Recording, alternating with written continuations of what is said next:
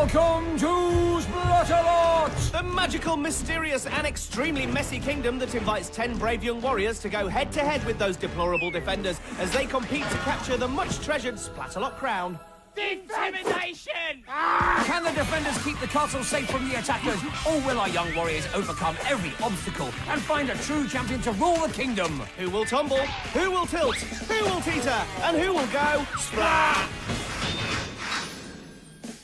Hello, I be Dick, he be Dom. And this, and all of this be Splatalot, the show that can best be described as that, you know, that mystery present that you get on your birthday that hasn't got a gift tag, and you're not sure whether you should open it or not, but you do it anyway. What, that's the best way you can describe this show?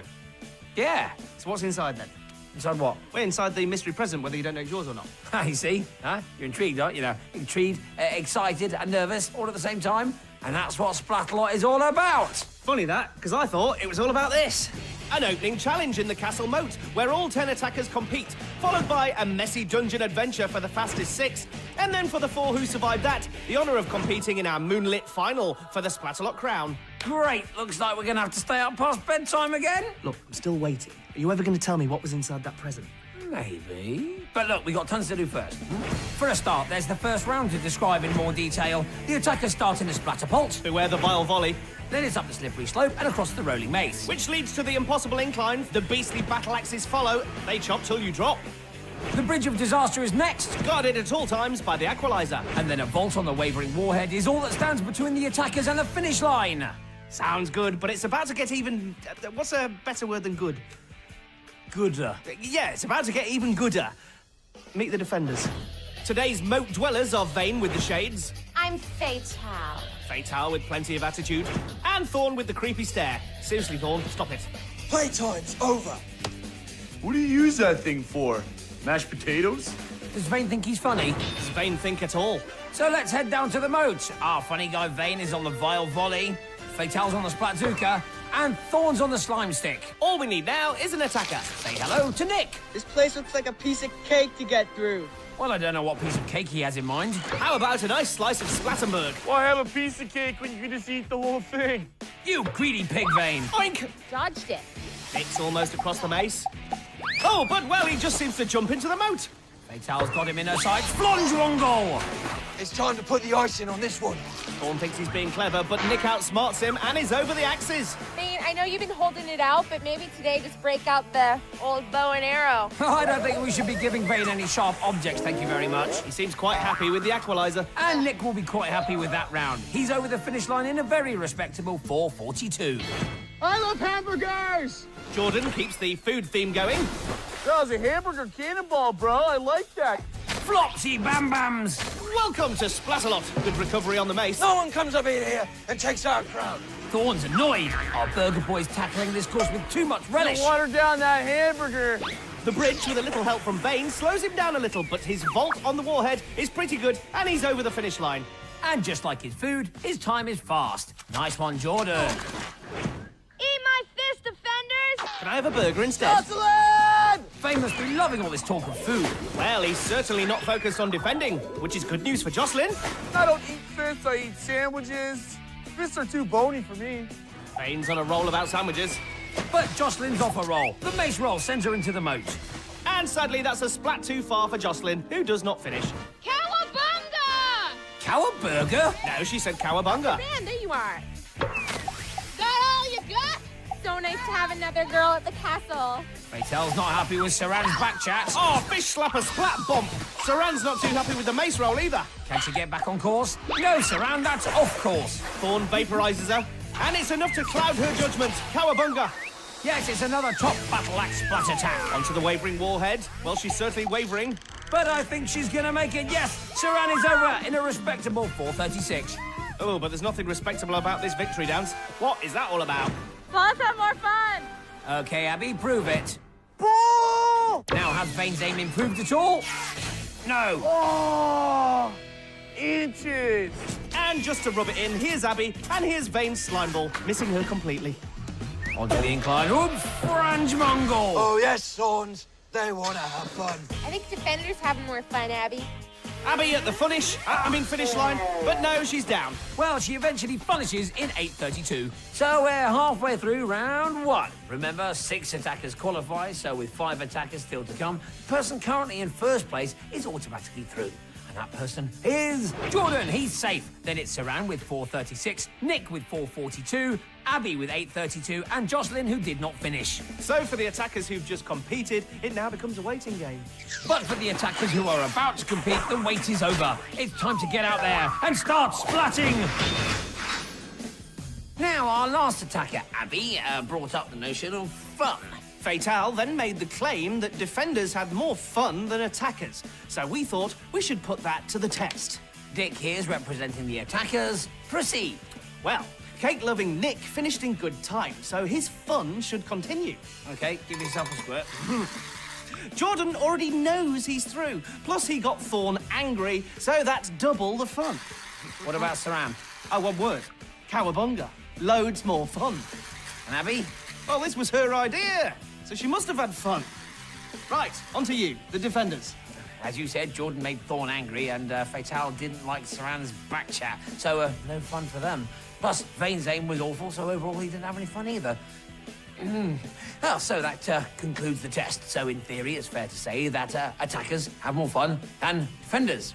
And in practice, they do too. Here's the leaderboard again. Jordan leads with 3:56, followed by Soranne, Nick, and Abby, who's in the danger zone because Joycelynn did not finish. So, ready for some more fun? No. See, even Fatale's starting to have fun. I think she's laughing at Vane. Thorn still looks grumpy, though. Here's Jacob. If you ain't Dutch, you ain't much. I'm not Dutch. Then you ain't much. Trout spout! Hey, look! A flying Dutchman! A funny line from Vane that's not about food. Crackanang! You ain't Thorn. You ain't Thorn. Didn't really think that one through, did he? Here's Jacob on the axes. Thorn's vapor doesn't bother him, and he's over. Never me, I was at the start. I'm your bro. Why don't you go get another donut? Because we ran out. Jacob outsmarts Vane, but he can't outsmart the bridge. The warhead's a bit too clever for him, too. Fatale tries a sneaky splat, but Jacob stays sharp and finishes in 5:05. Great goo! Popcorn pickle! Another edible battle cry from Michela. And another miss from Vane. You flipped like a patty there. Would you like fries with that? Okay, so here's Michela next to a giant burger that only Vane can see. Moving on to the axes, she survives the water blast but ends up in a popcorn pickle. Life isn't any easier on the wavering warhead, and the moat beckons once more. But that's still a reasonable time, which could be good enough for round 2. I like bacon. No, Nathan, Vane won't be able to cope. Yes, once again, Vane's in a food frenzy and misses his splat. You like bacon, I like you. We're friends. Don't be distracted by the food references, Vane. Yes, Vane's Achilles heel is definitely his stomach. Nathan's lost it on the incline track fracker. Well, the defenders might not be on form, but the course has really tested the attackers today. And after that spectacular splat, Nathan hasn't got the energy to continue. He's fine, but does not finish. Here's Tyree. Are you ready to rumble? Is that a reference to Vane's tummy? Flat for me! Twit plat! Fatale splats and Tyree stares her down with those red rumbling eyes. She bounds over the mace roll, but I think she's too fast on the incline, and lobster lover! I think she was still angry with Fatale and just forgot to put her brakes on. Tyree, watch out for the chandelier! Chandelier? My grandma shoots better. Thatcher's maybe, but does she splat better? I doubt it. Splat for me, Tyree, when you fall in love. Follow that, Thorn. You know, Tyree, that's certainly where you long to be. Is this still Splatalot? Tyree seems to think so. She's still splatting. Good. For a minute there, I thought Andrew Lloyd Webber had hijacked the show. Well, she can sing and dance all she likes now because that time is good enough. Powdered mini donuts. What a feast we've had with the battle cries today. Oh, what was that for? For trespassing, Dylan. And it looks like Dylan's an uninvited guest on the mace roll too. Not for long, though. I ain't gonna sugarcoat it for you. Ew, that's gross, man. It wouldn't be slime otherwise, Dylan. Oh, Dylan just about recovers, but a Bobby Bash box! That is a big splat. The water blast caught Dylan completely by Now surprise. that is a fatal distraction. Dylan still looks a bit disoriented. And floppy one. Well, to be fair, he's not bad at finding his way to the moat, And with that time of 4:32, he's not bad at finding his way to round 2. despite him dealing with all that goo. After all that slimy rhyming, round 1 is complete. Through to round 2 are Jordan, Tyree, Dylan, Soranne, Nick and Jacob. Well, round 1 proved to be particularly tricky today, but we've got some evenly matched attackers going through. Yes, the top 5 are all within a minute of each other. So that means our second round of Splattiness Ditch the Dungeon should be a pretty tasty treat indeed. And just to prove how tasty round 1 was, here's our battle cry feast, fit for any royal banquet. We have Master Nick's piece of cake, Master Jordan's lovely burger, Miss Michela's popcorn pickle, Master Nathan's bacon, and whose is this? Oh, Master Jacob's, if it ain't Dutch apple pie. Best I could do. Right. Master Dylan's mini powdered donuts, and what's this business? Miss Soranne's cow in a bun. Gar. Say it quickly. Cowabunga. Faster. Cowabunga. Faster. Cowabunga. Yes. Ah, right, there you have it. The Battle Cry Feast, which I'm sure will be enjoyed by one and all upon the announcement of our new monarch later on. But we've all got an awful lot of splatting to do before then, so let's remind ourselves who's still in with a chance of wearing that crown. In round 2, we have Soranne, Tyree, Nick, Dylan, Jacob and Jordan. But before they can even dream of ruling the Splatalot Kingdom, they'll need to ditch the dungeon. And here's how. The attackers start beneath the castle walls down in the dungeon. They must escape the stock market, cross the splat walk, and then climb the loathsome ladder. Those that make it to the top of the dungeon can claim one of 4 flags, the all-important ticket to the final. But the grimy, slimy defenders will be slowing them down at all times. So with 6 competitors and only 4 flags, we'll be saying goodbye to 2 more attackers very soon. But now let's say hello to 3 new defenders. Hello. Hi, Scab. Nice to see you. How you doing? Kookaburra. Hi, Kook. Looking good. And hello, Mediva. Now, how about a nice welcome for us? Welcome to... Welcome to... Line... Welcome to Splatalot. Welcome to Splatalot. What was all that about? First things first, Jacob's in orange, Jordan's in yellow and green, Tyree's in pink, Dylan's in green, Nick's in blue, and Soranne's in zebra stripes. Scab's in a trance. So it seems his feeble little mind can be controlled by Kook using fire. Looks like Mediva's back to her usual self, though. She better hang up because they're off. Through the gate, easily enough, and onto the splat walk. Scab's about to make it pretty slippy out there, but Mediva's still on the phone. Mediva! Sorry, guys. I got to go get my head did, you know. We're defending, Mediva. No, I help you see. But I got to go, child. Don't go, please don't go, please don't go. Well, this is unheard of. Mediva! So the defenders are down to 2. Okay, you know what? We've got this. Hoota Maluta! Kook steps up and splats Soranne. They need plenty more of that without Mediva. Team Australia. Team Aussie. Team Aussie. Nanky back. Scab's entering into the team spirit. Sisters are doing No. No singing when you're with me, you understand? Understood. No singing. Well, it's still early days for the coalition. I think they need to do more work on their team name. Who needs Mediva when you've got Kukab or Skabook, as I like to say?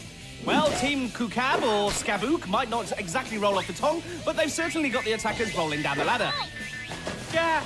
Nick's trying to fend off this terrible twosome, but he's down. Kukaba, switcheroo. Switchy. The defenders try a new tactic. Oh, but it's getting messy. Doesn't really look like they know what they're doing. It's absolute chaos. Surely the attackers can take advantage. And now they've splattered each other. I'm sure this wasn't how they practiced it. Come on, Kook. Intimidation. Finally, they start defending again, much to Nick's annoyance. Who's back in the moat? Scab splats Soranne and so does Kook. He loses his balance and she loses her grip, heading straight for the moat. You want to go do some defending? Yes. Let's go. Well, if it's anything like their last plan, it should be entertaining. How about you press one button, I press the other one? Well, no buttons needed at the moment. Dylan's lost his balance and takes out Jacob. Soranne's lost it again, and so has Nick, who takes out Jordan, who in turn trips Tyree. Yes, the loathsome ladder is working like an extra defender. Purple play. Purple play. Not the Purple Plague! 3, 2, one. Soranne looks on open-mouthed as the plague descends. But it's Tyree who's infected first. Soranne eventually succumbs to the plague too. Well, the look on her face just about said it all. To be honest, I think it was saying, "Oh, Splat, I'm heading for the moat." Team Kukab are completely on top right now. The attackers are in disarray. The phone's ringing. I'll get it. Ooh, I wonder who that can be. It'll be Medivh. I know. Hello. He could have let it go to voicemail. He's got a castle to defend. Well, he seems to be doing okay. Oh, it's Medivh. She says we're doing a great job. Well, how nice. Scab, ask her how her hair looks. Oh, charming. He's put the phone down. And Cook's put Jordan down, all the way down into the moat. Scab and Cook team up again with the pokey pike, and Soranne bears the brunt, sliding headfirst again into the splat walk. Well, if it wasn't hard enough already for the attackers, they've just turned on the waterfall. Tyree slips and trips and decides to take Jordan for a ride. Here's Dylan. Oh, and the pokey pike sends him hurtling back down the ladder. Oh, Nick's down too, and he's off to join Dylan. But Soranne's nearly over. And from out of nowhere, Cook fends her off. How cruel. I'm sure she thought she'd won. She still might. Cook's under real pressure now. 4 attackers are closing in. And somehow Tyree slips past Kookaburra and becomes our first finalist. Scab comes to Cook's rescue, and down go Jacob and Soranne. But Nick and Dylan are still hanging on at the top. Dylan makes a break, and he's the second attacker through, grabbing the flag in triumph. Nick's not far behind, so that means there's just one place left. The 3 remaining attackers climb the ladder one more time. It looks like Cook and Scab have given up, so it's a foot race between Soranne and Jordan. This is too close to call. Who's going to get to the flag first? Oh, Jordan slips, and Soranne becomes our 4th finalist. Absolutely brilliant. That has to be the closest fought round of Ditch the Dungeon we've ever seen. It's a terrible shame for Jordan, but Soranne is through by the tiniest of margins. Jacob takes the slide of shame first, leaving Jordan to have one final moment of glory. So close, eh, Jordan? Yeah, she's got some explaining to do. And these attackers have got some celebrating to do. For now, their dreams of ruling Splatalot are very much alive. Here's confirmation of the top 4 attackers who will be heading for our spectacular moonlit finale. We have Tyree, Dylan, Nick and Soranne. Well, with so many evenly matched attackers, we just knew that was going to be extra special. Yeah, what about all that nonsense, though, with Medivh's hair appointment? I suppose, though, it did lead to the birth of Team Kukab. I preferred Skabook. Either way, they'll be back in the final defending another onslaught from the 4 attackers who all have their eyes on the prize. Now, there's hardly anything to choose between the attackers today, so the good old Splat Hat's going to have to work extra hard to find a favourite. Come to Daddy. Soranne and Nick are both evenly matched. Dylan has a slightly better record than either of them, with a 3rd and 2nd place to his name, which leaves Tyree in pole position. She finished 2nd in the Moat Challenge and 1st in Ditch the Dungeon. So, Tyree is the favourite. But favourites don't always win. I think it's still too close to call. Yeah, here's a reminder of the finalists. Tyree, Soranne, Nick, and Dylan. And here is the majestic moonlit course that stands between them and the Splatalot crown. It looks stunning, but this course is tricky all the way. The attackers start with a trip to the Dire Mire and the barrier of all barriers. Once through the gate, they have to teeter across the terrifying T's, which lead to the scary go-round. It's a short spin to the annihilating arm, which they need to climb over, followed by the gruesome twosome, which they must leap onto. The cruel and cunning clobbering cannons are next. Then it's down to the royal ramps and over to the rock wall. And at the top of that wall, the Splatalot crown awaits the next ruler of this fine and messy kingdom. That's the course, but it wouldn't be complete without those defiant yet often self-defeating defenders. Yeah, they've been hit and miss all day. In Vane's case, mainly miss, and in Medivh's case, mainly missing. Vane and Fatal are paired up. Team Kukab, Skabook remain together. Thorns vaporizing as usual, and Medivh... I finally got my hair did. Well, that hair makes just about as much sense as that sentence. Here are the attackers. Soranne's in zebra stripes, Tyree's in pink, Nick's in blue, Dylan's in green, and all are in it to win it. They're off and sprint over to the mire. Oh, that sprint is soon reduced to a trudge, though. The girls reach the barrier first, but out of nowhere comes Dylan. Hang on, he's let back again. Aha, he's lost a shoe. And some valuable time to boot. Charming and slimy, that's Fatal down to a T. And here's Tyree down on the tee, but it's not to be. Here's Nick's first attempt, ram jam, big jobs. Same result for Soranne. Dylan's turn, he leaps and Wompmonger! A splat worthy of any final. Now this is unusual. 2 attackers together on the tees. Could be tricky. It's so nice to see that there's camaraderie among the attackers. I love Not that. quite Fatal. Nick's over, and he's left Soranne high and dry. Well, she's low and wet now after Dylan pushes past, but then he takes a dunking, serves him right. Nick now leaping onto the scary go-round. Oh, he's teetering and just about avoids the annihilating arm. Back to Dylan on the tees, looking good, and yes, he's bounced his way over. Nick grabs the arm. He's got to climb over it, but that makes him a sitting target. Anchovy seeker. Dylan gets a dunking. Nick's over the arm now and heading for the greasy twosome, but he can't make the landing. You've just crossed over into the Splatalot zone. Thanks, Thorn. Back to Soranne. She's still tackling the troublesome tees, but this time, she's made it! And Tyree, our tournament favourite, is over too. Ladies first. Tyree leaps onto the scary-go-round, but she's not looking steady, and down she goes! Funny, she steps off just as Soranne steps on. She's made her landing and heads towards the arm. She gets a grip, but Nick's heading right for her, and he comes as cropper. Dylan now making his second attempt. Oh, he's struggling, and Dylan dunks again. Soranne's still hanging onto that arm. She's trying so hard not to fall, but I fear the moat beckons. Wow. Everyone quit. I'm ready to go home. I don't care. Vane is such a slacker. Tyree's turn now to take on the arm. So far, so good. She's got a firm hold. Oh, and like clockwork, here's Nick. Thank you. Cook just reminds him he's in a competition. And Tyree is over. Sniffy Trombonio. She was over, now she's under. Nick's back at the arm. He's already completed it, but seems to have forgotten. Anyway, he's over and back on the scary-go-round. He now heads for the twosome, ignoring the goot grenades, but no, once again he's down. Soranne is now ready to try the arm again. She manages the first bit, but she needs to climb over. There goes Dylan underneath. Cook spots and splats him. And Soranne is over. Now, can Dylan do the same? He shrugs off the water blast and climbs onto the arm. This time, Soranne's underneath. But no, she's back in the moat. The arm has really slowed down the attackers today. And to prove that point, it's not letting go of Dylan either. Here's Nick at the cannons, and he gets a clobbering. High fives to everybody. Tyree at the twosome. And that's a terrific landing. Can Soranne make it a pair? No, she can't. And with a little help from Thorn, Tyree joins her. Scab's in deep conversation with Nick. He wants none of it, but it ends in another splat. Soranne leaps again and splats again. Stand up. Movie dunkers! Tyree's turn to be clobbered. Somehow Dylan holds on to the twosome. Tyree at the cannons again, and it's the same result. The moonlit motor waits. Nick high-fives Scab, but something tells me that won't get him a free pass. I was right. Team Kukab Skabook are really messing with the attackers now. They don't know how to get past the cannons. Well, that's one way. Soranne just runs and then she makes it onto the ramps. Tyree's over too. Look how wet it is out there. It's so wet I can see a rainbow. No, that's Mediva. Soranne leaps, but the wall's too slippery. The defenders can sense the danger now.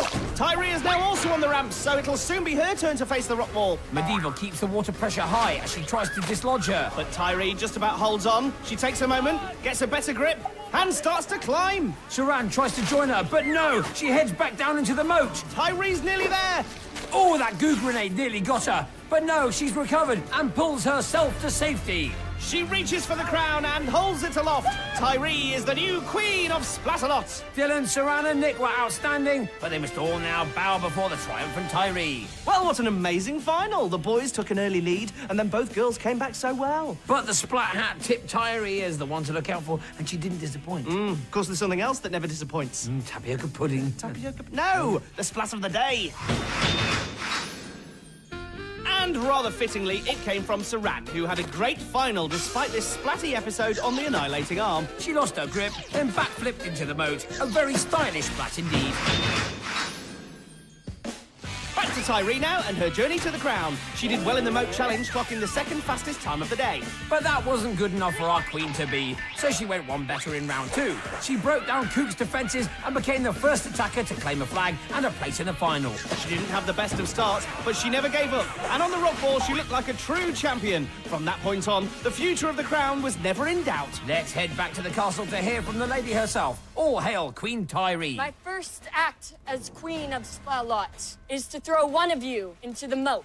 Sadly, it's not all of you.